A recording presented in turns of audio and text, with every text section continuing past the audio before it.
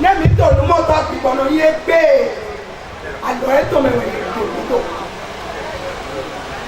daudu da de na hoda mi te nu mo to pi bono e ma ti ko ene bulo e ti ba ho le we mi wa ye wa jaba mi jokoro bo ki ba wa je dalo de keruji e to asemo flewa wa dogbon benesi nu ko to de wa o ba yi benesi nu ko to do ko ni wa mi de me ko de makawa e ni ta ka fle ide wa to na li ta to ni bo to ko le do ni wa de wa je fle nugbo ìgbàlá wa tó di gbẹ́rọ̀ gbọ́rọ̀ yẹ tó nẹ́bí ọ̀tọ̀ bẹ̀rẹ̀ yí pàtì tó pé tí dẹ́ tí bá tí wọ́n lọ tẹ́ sọ bọ́mí náà ṣe lọ àbí ẹnì òtún lọ ní báyìí sọ tí àtọ̀kọ̀ àtúnfẹ́ pàtó ẹ̀yẹ báyìí sọ tí lọ́lọ́ nínú àwọn àgbẹ̀ náà wà níbi ní mẹ́lẹ́ máa ń lọ́dọ̀ bí gbọ́ rẹ̀ bẹ́ẹ̀ mú dé bò léwẹ̀ nùgbọ́ sọ tí lọ́ báyìí kùyàkùyà pẹ́lẹ́ wọ́n ní wọ́n lé wa fọ́nà yẹn tí o dọ̀ ní báyìí sọ̀rọ̀ tí wọ́n bẹ́ẹ̀ ní ọdún náà jẹ́wọ́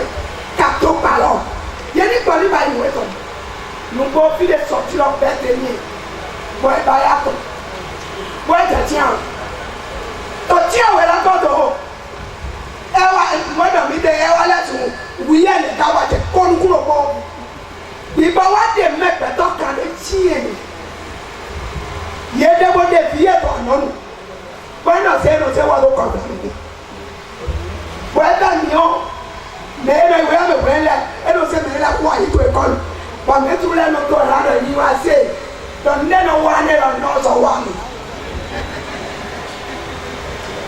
mmadụ tó kàn ní mi ní abí ọ̀fẹ́ pa alájọ́ ìgbọ̀ tó fi hàn tó tá lọ́nù tí bá mi kọ̀ pé kó ṣùṣù tó àsọ̀rọ̀ kọ̀ tí wọ́n máa tó mi lọ tí wọ́n lè jà tó ẹnu àwọn àmì tó mi tó pè lọ́nù mẹ́kọ́lẹ́ wàá tó mi lọ́rọ̀ mi gbọ́ ṣùgbọ́n bá wẹ́tẹ̀ pẹ́ẹ́pẹ́ ni wẹ́ẹ́ lẹ́nu yẹ wá kà púpọ̀ lọ́lẹ̀ kó sì yín kọ̀ gbọ́wọ́ dẹ́gbẹ́ ìbò fílẹ̀ gbọ́ kó tó àṣẹ sọ́yàwó fúlẹ̀wẹ̀ gbígbọ́ wá tó di lọ́dọ̀ gbẹ̀tọ́ kàlẹ́ tí yẹn náà lè wíyẹ̀ lè gẹ́wẹ̀ tí wọ́n náà wọ́n lè wíyẹ̀ lè gẹ́wẹ̀ yẹn náà wíyẹ̀ aláwẹ̀ náà tó wà ní òtẹ́ tó àṣọ lọ́kọ̀ ndí dọ́tọ̀ yìí kó tó yìí kọ́ níbẹ̀ wíyẹ̀ náà lẹ́tẹ̀ wá kó tó dé. ẹni tàtọ́ tún náà ẹ tẹ́ kọ́tọ̀ pẹ̀lú àánú lẹ́yìn àdídọ́rọ̀ yẹn náà ti mẹ̀sùn sí tí ọ̀ ẹnà kọ́ de ẹnà bẹ akatẹ ní ọ̀tún lẹ̀ ẹ̀jẹ̀ ọ̀ tó gbọ́dọ̀ mẹ́rẹ̀ ẹ̀jẹ̀ ọ̀ lè kúrọ̀ lẹ̀ mẹ́ kó ẹ̀yọ́ bíbẹ́ yìí bọ̀dẹ́ sọ̀gbẹ̀ yẹn lọ́tọ̀ bẹ́ẹ̀ yìí alẹ́ kàkàkàkà gbẹ̀tọ̀ kú wà lùpọ̀ lẹ̀ bọ̀bù tẹ̀mí ọ̀tún jí wọ́n ẹ̀dọ̀ ẹ̀yẹ́ ọ̀ mẹ́rẹ̀ kọ́ máa sẹ̀tẹ̀ àmọ́ mi lẹ́gbẹ̀ẹ́ yìí ẹ̀nà fọ́ ẹ̀ta ọ̀tẹ̀ máa fọ́ bọ̀ mi sọ adé kò bọ́ tóbi báyìí kàkàkàkà mẹ́rẹ̀ sọ àfọ̀.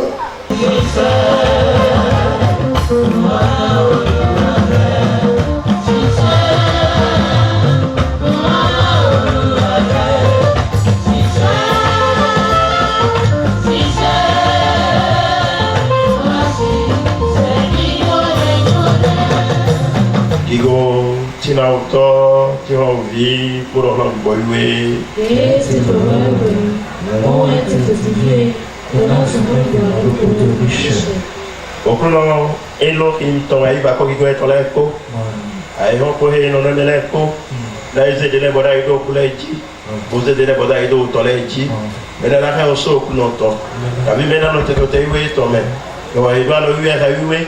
E ma da ha to da ga do go. Ba pro iwe la lo to. Mena mo do na ito kuno si.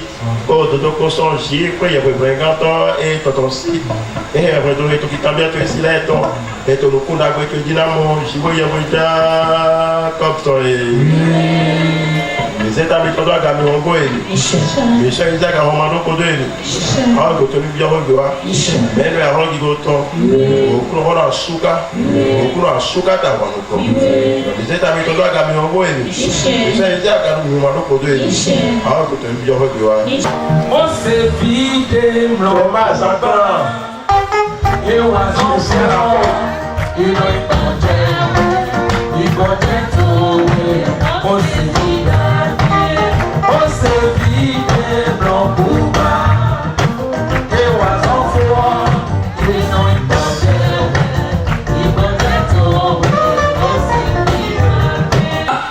mais tout le militant Elijah Sosuno ma ouais no dia son wa toro le na de no wa son ko do agunme ve pa fre bo yin no mo e no wa so mo bi gbọdọ e no wa e to bayi maître de cœur to welon e bayi o haji to bere ti grand to welon ene wudu e ma ya fún to jafra pali jaw na fona do koroko mi to le ko mi na fo bayi buna pitana do dagbeji do sokodo na je viens Jean nous avons do ma we do de me mon collègue to kure pome de no mo pripre bueno pie no pitana to na ni mi mo mi de e ma to di kure pa wudu bodo jo afrodo e ma so tori ku ka de wudu bodo mo ji afron to ku bi gbo so lo e de go jawe kaka divie Elijah Sosuno mina no pon me pe ko no afron do gbelon le yeni no pon yeni je afo edonji yeni dia fo edonji bo ma go yo ndo go do bro na kuhun de do wa so bon ma o ne bo do wa so lo kuhun ro na so ti do agbe to lo le ji bo yo so ro wa so kaka je kodo ba e ma mo yan de ko kaka je ti abade ki mo o bre rara da mo le le o je bo o da ki so ba ni je ni wa raji so mo kaka je ti do ju ni se ko to ba ka ro pe ni sha ni sha so le da na o ni no ni pe ko na do e wa to baba e wa to ka o ni ko ta ko to ni ayi to ri aro ke ni ju re o di o re lo wa so to le da na o re ayi wo wo ri ko ko ro ni ju ro ba ko ro ne o na nu ko ya ko ro o ki aro de mi pe ni me ko ta ipa di re ro ko da bra ko na ni ayi ke le ba yi ni la ma ko ni lo mo ye o di do re ko yo do ni di akun ke ma sa o to de le ko ba Inu asi na keko. To mo mo se ni se no ya tele yi. Yes this is for you. Aje do ni ko le di. Ani no ya lo kai to no me. So do ka do.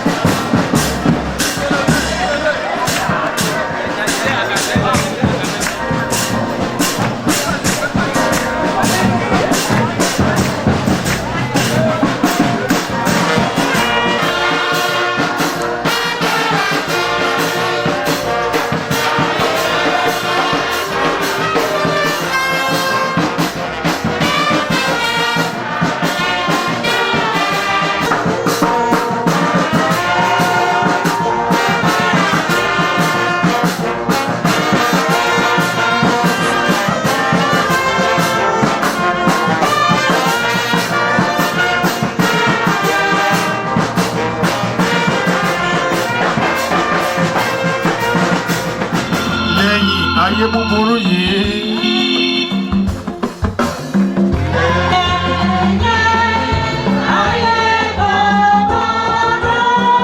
Ayé ẹ̀kún òṣì yìí.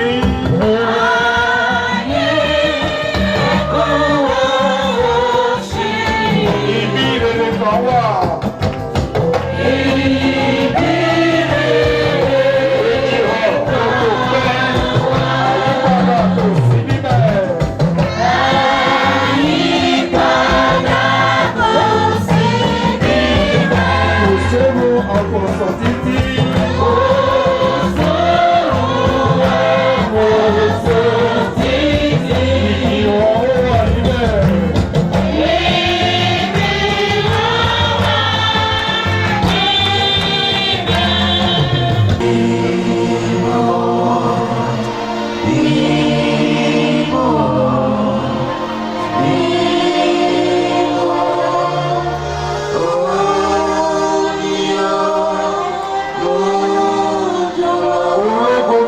Láyé ògbògbò.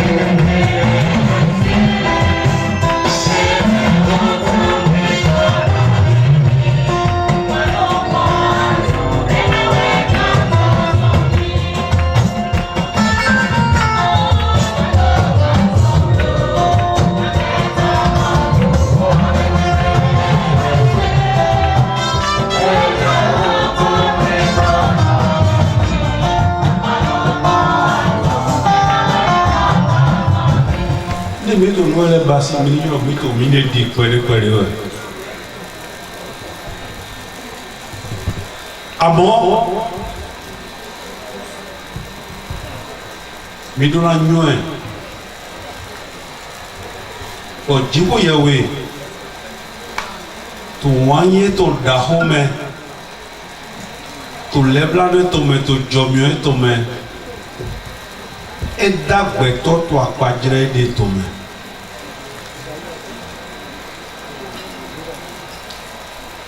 E ma dagbeto di nu ekole ko da le pata e ko dagbeto ko godo o so gbeto ni pa ja lo le ko to yiro bi lo gbeto won yin da ho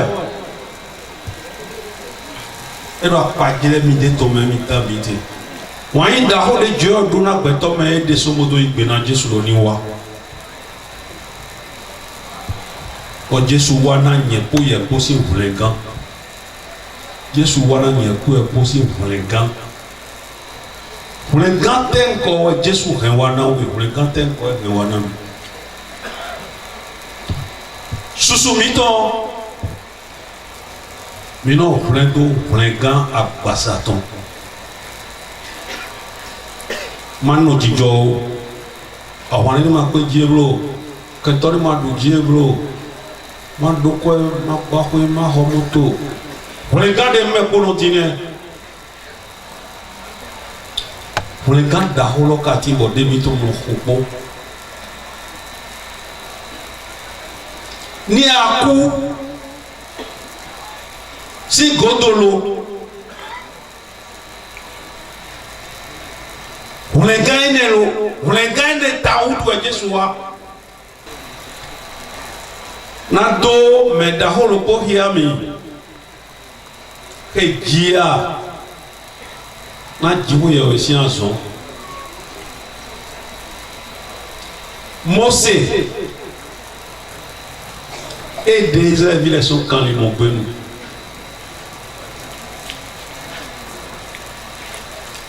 oyade Mose ji na azo jiwo ya oito Jésus dit enamo eze Mose go Jesu eji amoko na peto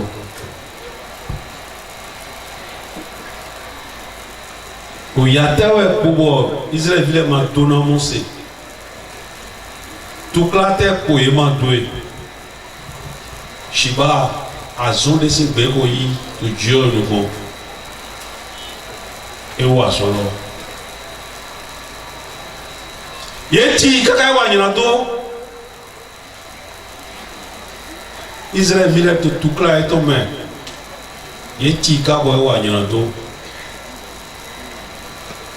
e vena jibu yewe jo ka so wa jone dewe jone e vena leba amo asude jo zo we ko wa zolo ni Mose wa zo ne mi ma anyo Jesu na wa e ho me ma anyo e Mose we to Jesu hia wa po Jesu do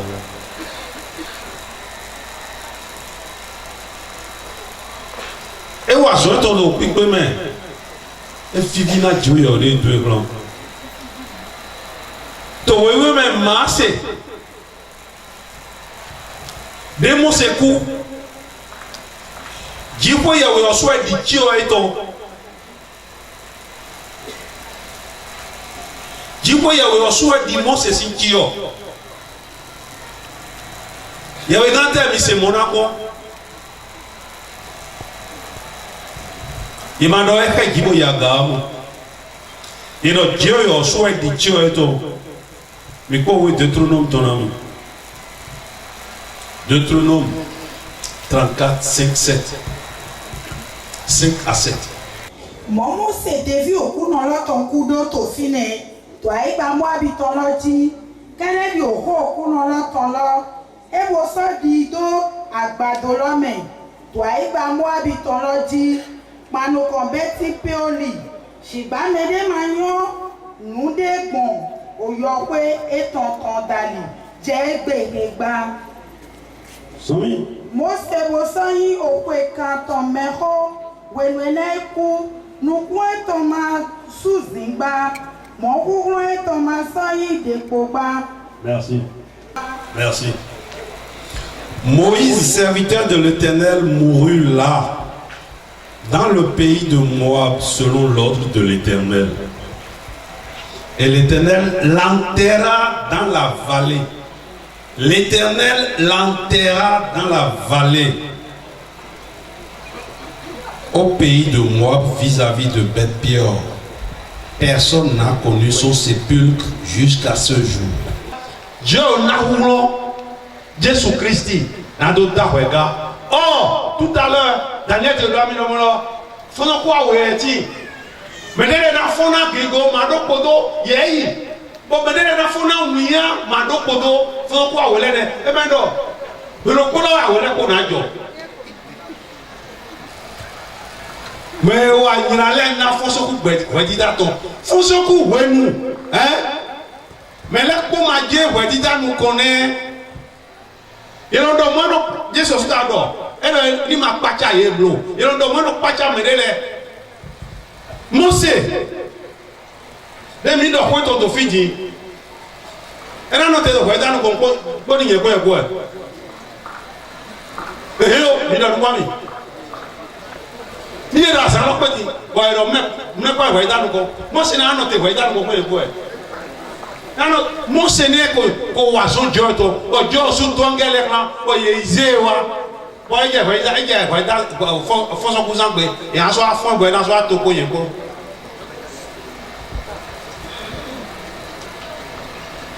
mi se Lazare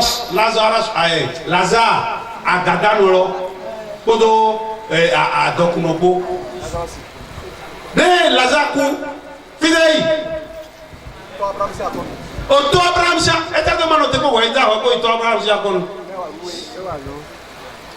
Tatu ma e mano te mano wenda gbe we ni no fle mo no fle no je we za gbe e na ito Abraham sia kon Jesus ni ma pacha mi blo emi we ze kunu ne na emi we ze kunu ne na wo cho edu a che ne wa do ze we so ya ko lo to me Voyez, quoi, pour voyez dans un appel.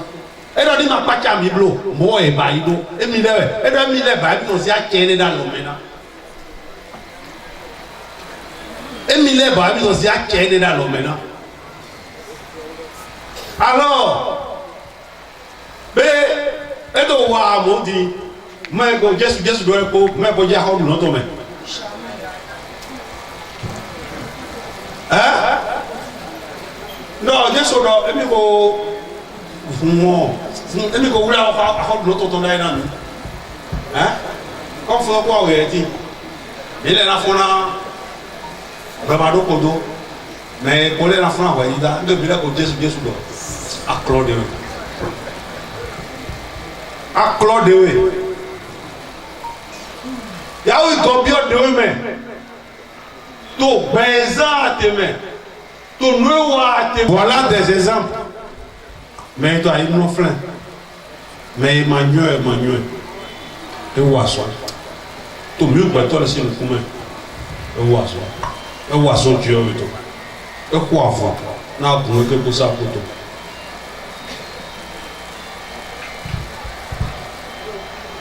Voilà les conditions. Dès qu'on fait dit, où tu as eu, il y a qui a rempli les conditions. Mais il y a un mot, donc, et où sont tombés ou bâtons les signes de commun. Dès qu'on et pour ou pour Dieu ou est ton possible. Et il y a des gens qui ont dit, il est, pour y c'est. On nous a demandé, tu as tiré ma team non plus, mais ce que quelqu'un aura semé, c'est ça qu'il va récolter. Donc, d'autres tu mets. Assez, nous t'avons les deux de eux. On te met là, on me laisse nous remplir. Adieu, non. Donc, on va aller là, non, il faut mieux pour eux.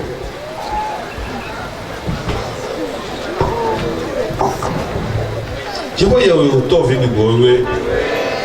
mais donc, on a un ami. Mais bon, il y a deux ans, on va dans le coup de l'île. Il y a un qui a mis ton miton. Quand on me met ma maman, il y a un blot. Il y a un peu à holger. Je suis comme. No, no, no.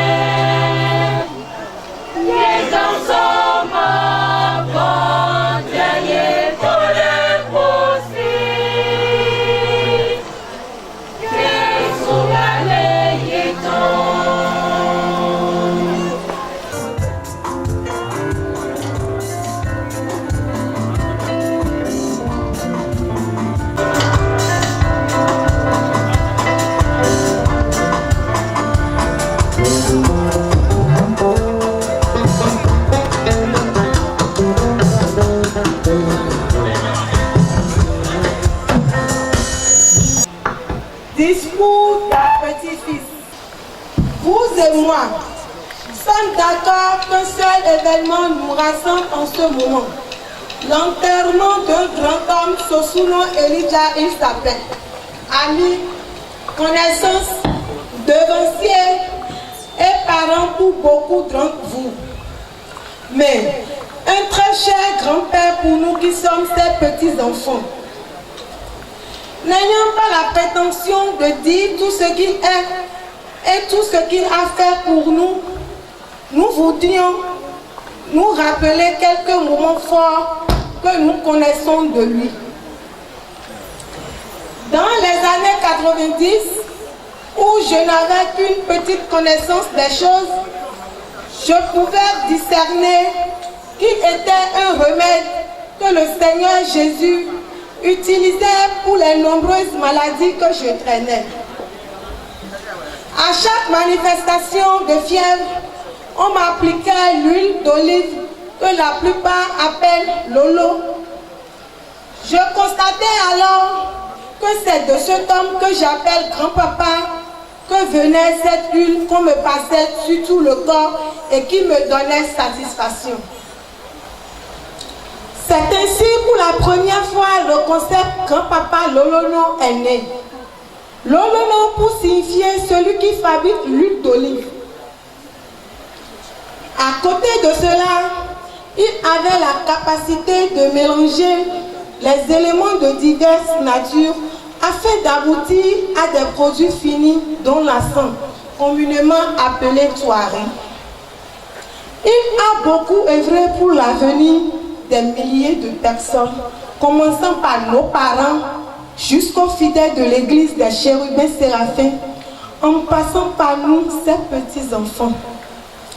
Et lorsque nous parlons d'avenir, cela prend en compte le bien-être à multiniveau, à savoir la santé spirituelle, physique ou corporelle.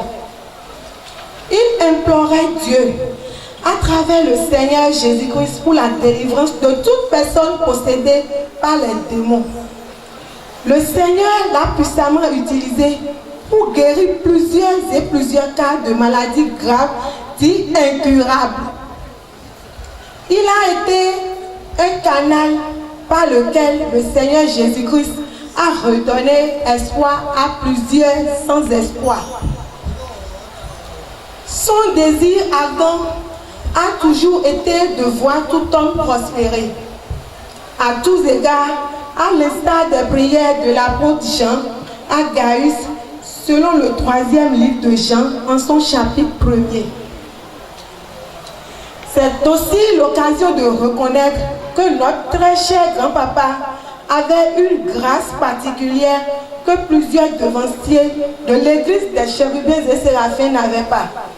Malgré leurs nombreux efforts à étancher la soif des fidèles et de toute autre personne venant de l'extérieur, grand-papa Lolono, pour certains, et Manoutor pour d'autres, était un véritable homme de prière, un vaillant combattant dans la prière. Plus qu'un guerrier, il recevait les fruits issus de sa prière, ce qui l'encourageait à s'adonner de façon croissante à cette activité qu'est la prière. Cet homme priait, encore il priait, et toujours il priait. Beaucoup parmi vous ici le témoigneraient mieux que moi si on vous accordait la parole.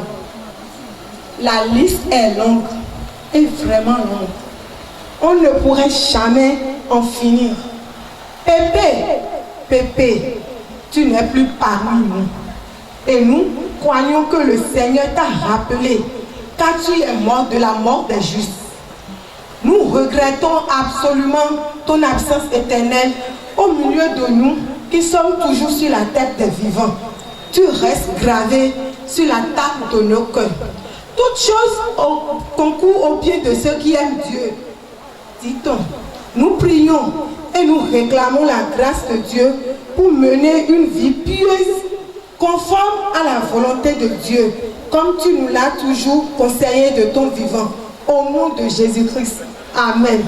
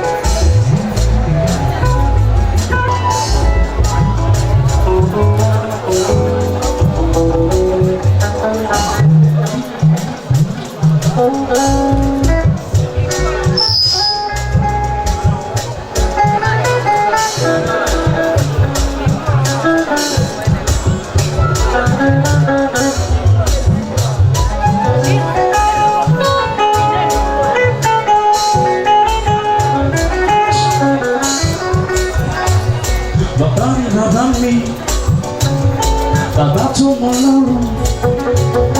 Bàbá mi, bàbá tó nífẹ̀ẹ́ ènìyàn.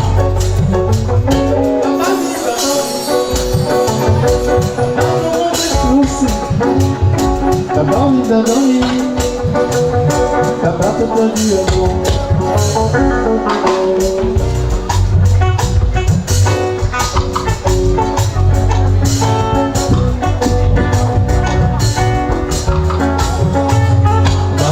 Bàbá mi, bàbá tó mọ lọ́rùn. Bàbá mi, bàbá tó nífẹ̀ẹ́ ènìyàn. Bàbá mi, bàbá tó mọ Jésù sí. Bàbá mi, bàbá tó tọ́jú ọmọ. Ó ti ṣe ti yẹ tán, ó ti jagun wọn, ó ti ṣẹ́gun wọn tán. We want to sing for you. Ó ti ṣe ti yẹ tán, ó ti jagun wọn, ó ti ṣẹ́gun wọn tán. Ọ̀fẹ́ gbọ́dọ̀ fún wọn. Bàbá mi hàn, kò sí ọ̀ṣẹ́ kan. Thank you for your love.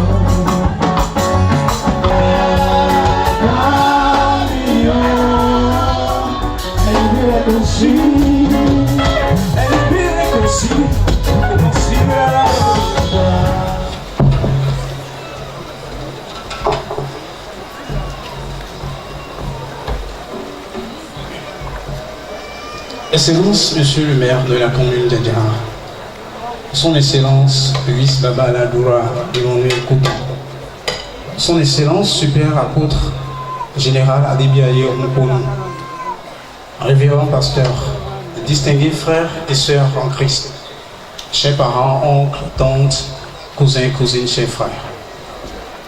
La cérémonie qui nous réunit aujourd'hui n'est rien d'autre que celle d'adieu en l'honneur de notre cher et regretté Papa Sosono Elijah, que nous affectionnons tant. En fait, il y a une chose qui semble nous appartenir, c'est l'instant présent d'abord. Car l'instant suivant ne nous appartient pas. De même, mais s'il y a une chose pour laquelle nous devrons toujours rendre grâce, c'est pour le don gratuit de la vie. Ainsi, notre cher Père, notre Papa bien-aimé, toute sa vie durant, s'est évertué à rendre grâce puisqu'il s'est laissé aux œuvres de Dieu. Et tout ce qu'il possédait toute sa vie, il les avait offerts à Dieu. Il nous a même interdit de l'installer dans une quelconque demeure physique et charnelle si nous ne finissons pas de l'aider à achever la construction de l'église qu'il a commencée par ses propres moyens. En effet, peu de temps avant sa naissance, l'oracle de la divinité des Sosono avait déjà annoncé que bientôt va naître un garçon qui ne sera pas de leur bord religieux traditionnel et que ce dernier sera vêtu de blanc avec à la tête un chapeau orné de perles. De plus, l'oracle avait prédit qu'il sera une occasion de conversion pour beaucoup. Effectivement, vers 1945, Papa Sosono Elijah, notre cher père, vit le jour. À peine un mois après sa naissance, il fut frappé par une horrible maladie qui conduisit la famille à faire le tour d'un grand itinéraire thérapeutique, à la fois traditionnel et moderne. Au cours de ces traitements, certains féticheurs révélèrent qu'ils ne pouvaient pas le guérir et que sa guérison proviendrait de l'intervention spirituelle des personnes d'église, d'une certaine église ayant le blanc comme tenue de culte. Jusque-là, la famille n'avait pas compris grande chose.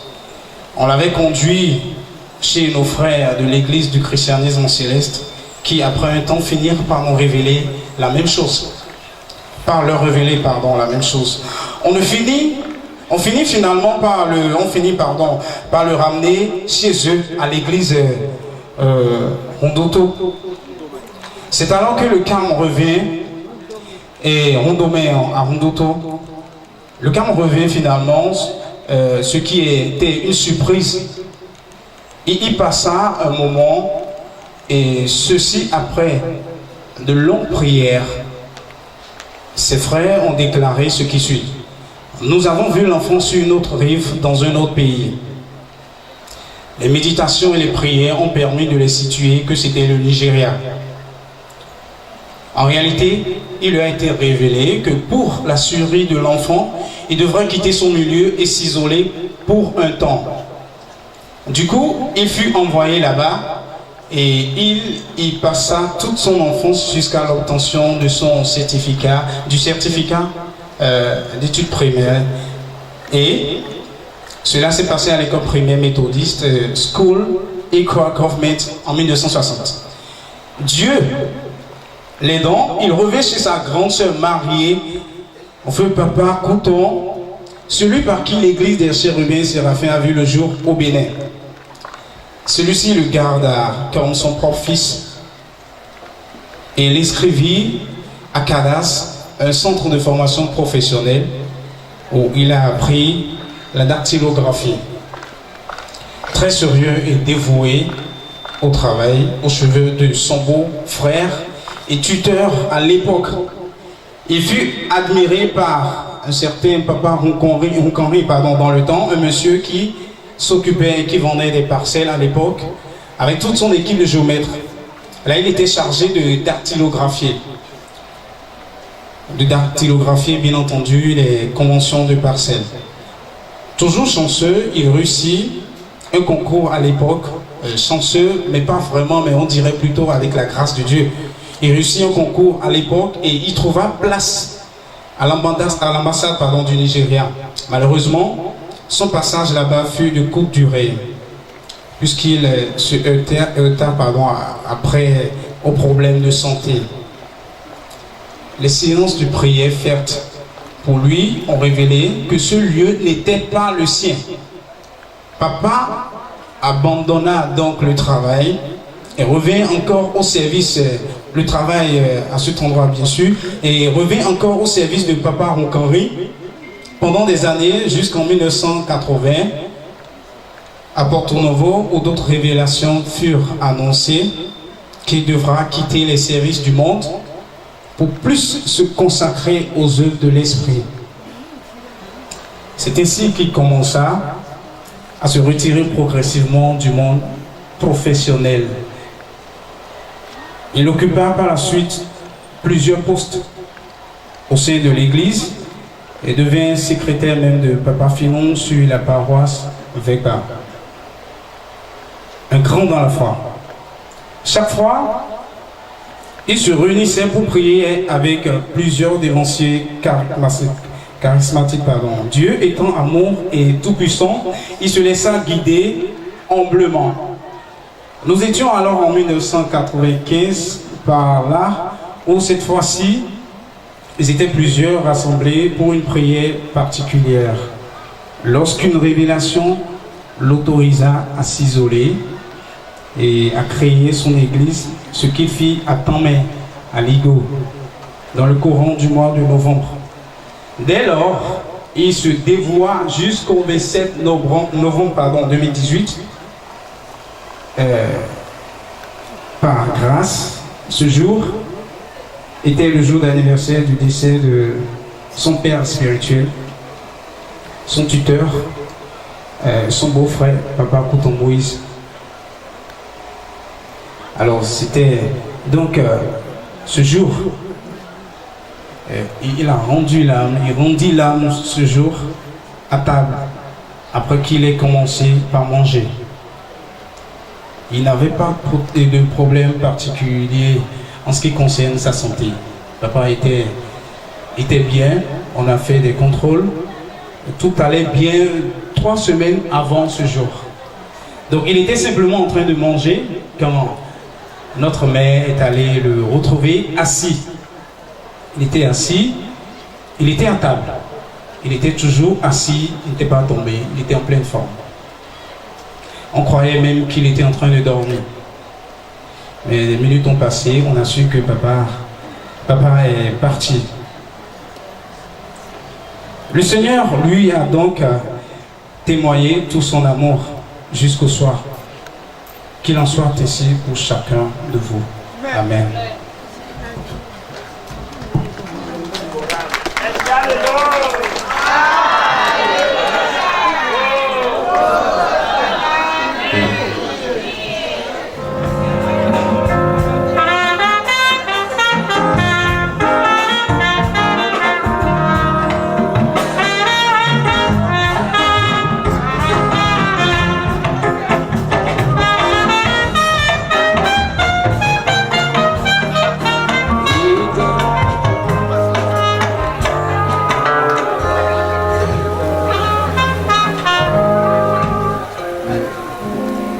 Jobido, kinaze bidaga.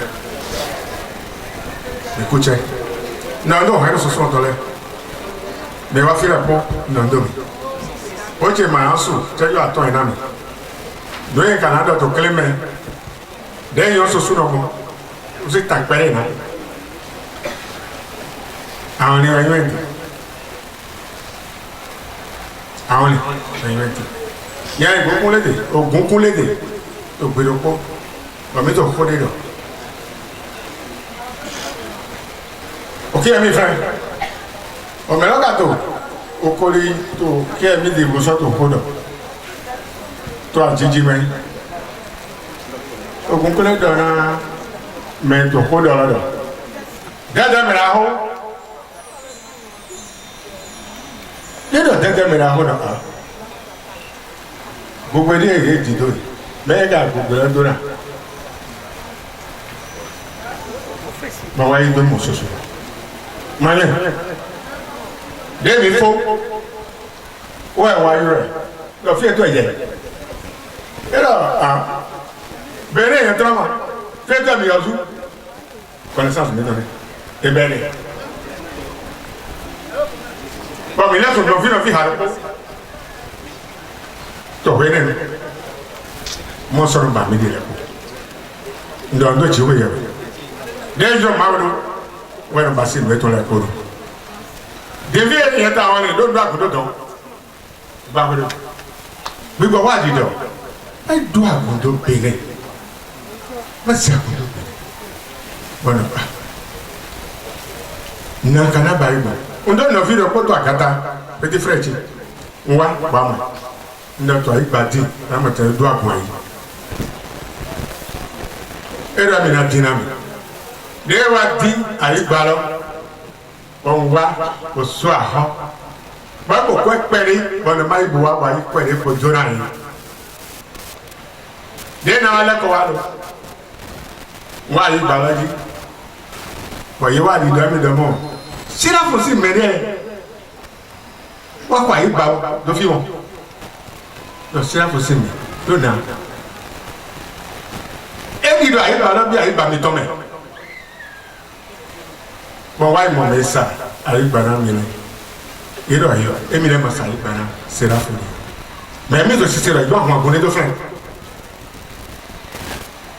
bo eja ayi won to gbe bon wa de wa mo so so no ha eliya mi ta do mi le go mi ni ba se mi le ja mi la ta wa fi iro fi na wa agun do le ma ana ma mo do kilo na no fi yen na ma mo do le ma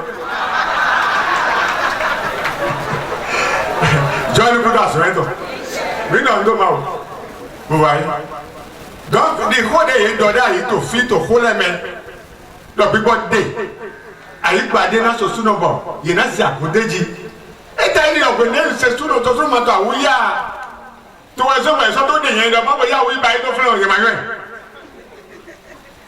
ọtún ní ẹmẹ soso sọ gbòyìn tó ọ̀nà mi àbá ìbò ẹ̀rọ ìyẹ̀sùn dọ̀ ní mi àbá ìbò nà ẹ̀ o débi bá gbọ̀ ẹ̀ ní síráfù jọ kọlọ̀ síráfù náà nà tàmí àlejò fi ẹ̀ wà sọ síráfù dọ̀ nà fi àtìrí àtútù ẹ̀ àsọní bẹ́ẹ̀ bọ̀ ẹ̀fọ̀ wọ́n wáyé mọ̀ àyíkparọ̀ rẹ̀ òye kọ́ ẹ̀kẹ́tọ̀ yìí sí mílíọ̀nù tó ṣe rẹ̀ ní kó sà sọ ẹ̀ tó ẹni báyìí dọ̀kú awetɔ babatse ema yi serafu katoliko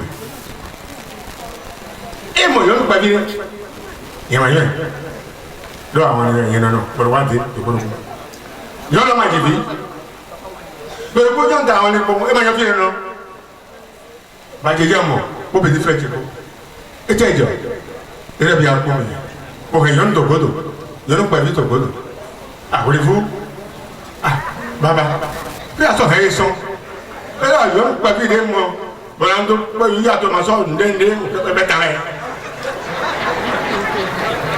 bọ̀dọ̀ ẹ yẹ bẹ̀bí nànú fìdí à ẹ lọ kú yẹn dẹ́ gbọ́n wọ́n kọ̀ mọ̀ yọ̀n ẹ má jẹ fi ẹ má dẹ́ mọ̀ fọ́ ọ só aka fijina mẹlẹ bọ fijina mẹlẹ wọn tó sise wọn dọ̀nà se filọ wa kpáwé ta wọn wọn dọ̀nà sosono dọ baba tse tó tó kala domi bọrẹ minɛ ba se nàmìyà bá yẹ dọ sosono jẹ kólé kó dẹ ẹ dọ̀n dàgbé kẹrẹ dẹ dẹmà sọkò ẹ má dẹ n'awọlọ jẹfi bó jì nyɔnu bàtí wa bí àwọn àlọ dọ yìí mana baasi na mi lọ ẹmi na kú ẹmi kó yàtọ̀ kó yà baasi mi do àzán soso na wa tó tẹmí lọ sádọ wẹ baasi baba jẹ wẹ baasi yàtọ̀ wẹ wà sọlẹ bẹẹ bá confirmation pé kó hàrí kó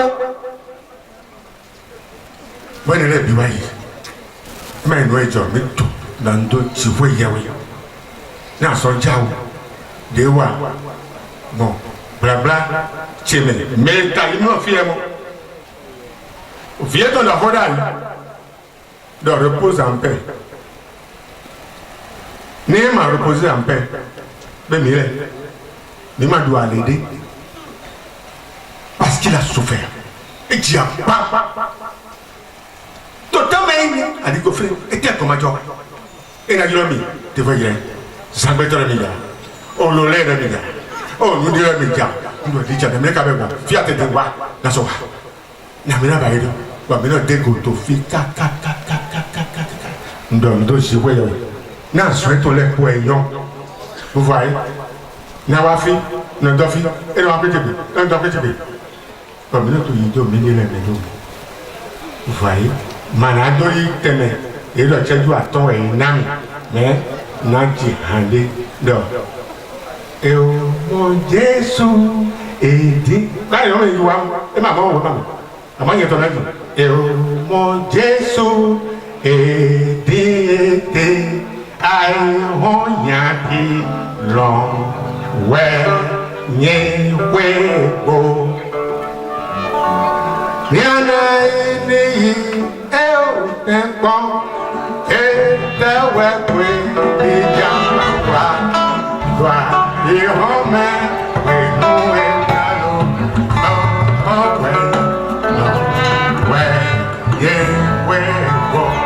Sinon, c'est tendant, ce sont les gars, et ils sont pas mal les bâtons. Non, vous ne doit pas les voir. Donc, vous ne doit pas. Faites quoi? Et mon pour sous town. Poi venga ti ako e populo eko edo talenti ke gbenu zo zinemi e mana tori ko me glo wo kun zo zinemi kwa basi ale eton eto ko gbelande na mo yi tu ka di je no tu akun fe pa to me eso mo me gore de mo e mo pe to to gore de town wo no takpli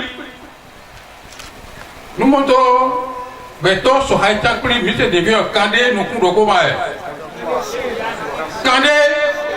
kande ucho mo we e me ucho e wa so lo ni de kulo gba o de le ngolo nya nye yemi awebe te tukla lo wo ko yi e ba ko me do ku pe no ibaji ah me ko nya na ku wa ya de funa gbe to rin yemi awe sun do ko nyon do ko sun lo de yi me nyon lo ba ko pe e to wa te mi no fi di da ma nyon we ya gun kon to soho me beu la don ah bon ye do e wa mo o di ye me we de le ye do azo ye ton do bo do a toi ton do to clé do zan do clé ma peso ma pe ni pe ye wa zon lo ta yi do yo we do akunongo o do wa yi go se ba zon ke wa azon le ton kun ro ta gbe ni o ti he do sinsin lo le di yo me je to claro we lo le yo go na ko do ko bi ton le Angelile koyi pelija inadi yo agbasana baba ina kote ka ko awi ina pa fo we na ko we ko diawo Angelile koyi pelija inadi yo agbasana baba ina kote ka ko awi ina pa fo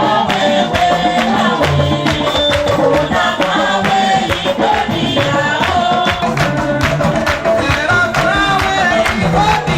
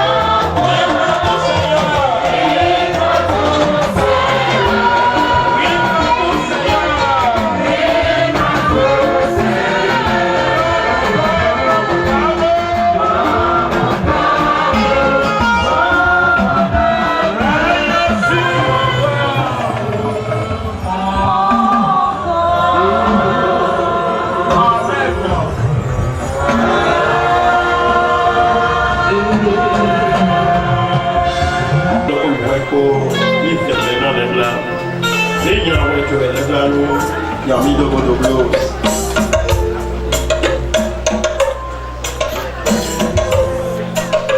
Si ẹ̀mí tàn ọ́ lù lọ́tàn.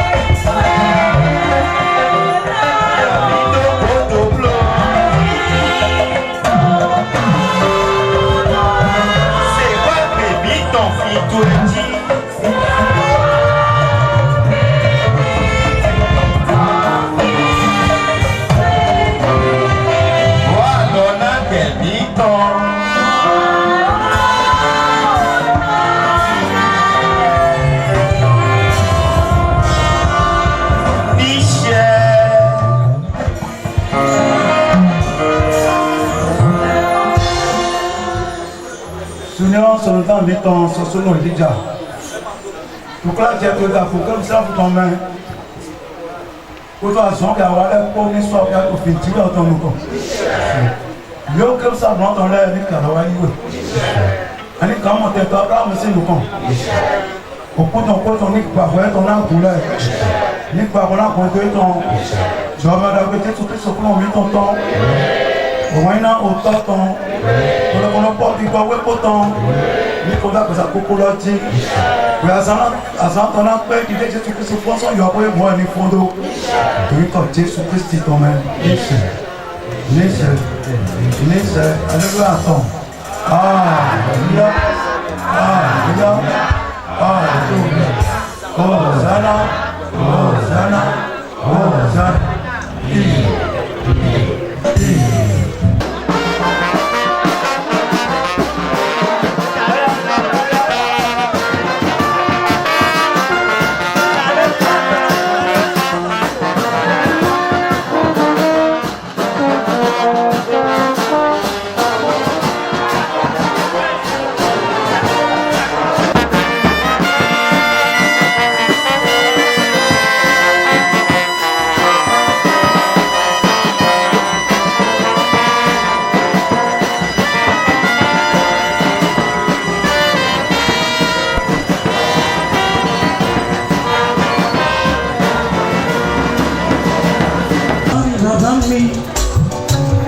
Bàbá tó mọ lọ́rùn, bàbá ní bàbá mi, bàbá tó nífẹ̀ẹ́ ènìyàn. Bàbá ní bàbá mi, bàbá ní bàbá mi, bàbá tó tọ́jú ọmọ.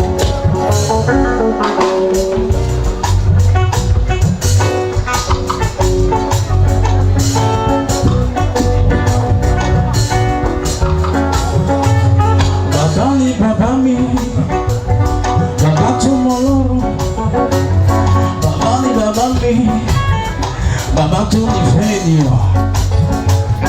Bàbá ni bàbá mi, bàbá tó mọ Jésù sí. Bàbá mi, bàbá tó tọ́jú ọmọ. Ó ti ṣe ti yẹ tán, ó ti jagun wọn, ó ti ṣẹ́gun wọn tán. We want to sing for you. Ó ti ṣe tiẹ̀ tán, ó ti jagun mọ́lú, ó ti ṣẹ́gun ọ̀tá. Ọ̀fẹ́ gbọ́dọ̀ fún ọ, onílẹ̀ rẹ̀.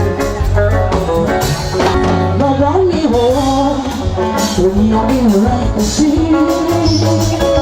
Ìṣòro gan-an tó kì í fọ ìlú lọ. Bàbá mi wọ̀ ọ́, ènìyàn mi ò rẹ̀ kò sí. Ìṣòro gan-an. Looking for you. What you should hear, what you jack and what you shake and what's up. I want to see you. ti ṣe ti yé tó, ó ti ṣẹ́gun wọn, ó ti ṣẹ́gun ọ̀tá. Afẹ́kọ̀ọ́ ní fún wọn, olùwà ìlú.